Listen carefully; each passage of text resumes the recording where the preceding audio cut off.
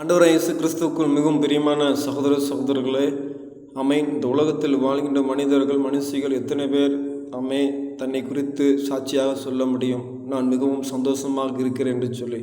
ஒருவேளை நீங்கள் சொல்லலாம், ஆமென், இந்த வீடியோவை போட்டுக்கிட்டு கொண்டிருக்கிற நீங்கள் சந்தோஷமாக இருக்கிறீர்களா என்று சொல்லி. ஆமென். அருமையான சகோதர சகோதரிகள், இன்றைக்கு நான் சொல்ல முடியும், நான் ஆண்டவராக இயேசு கிறிஸ்துக்குள்ளாக நாங்கள் குடும்பமாக இன்றைக்கு சந்தோஷமாக இருக்கிறோம். என்னென்று சொன்னால், இந்த உலகத்தில் தருகிற சந்தோஷம் எல்லாம் அது நிரந்தரமானது அல்ல. ஆனால் ஆண்டவராக இயேசு கிறிஸ்துவால் வருகிற அந்த சந்தோஷமானது அது நிரந்தரத்தை தருகிறது.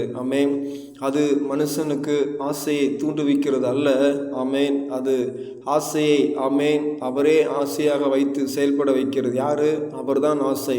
அவர்தான் ஆசையாக இருந்து செயல்பட வைக்கிற கர்த்தர் தான் ஆசை.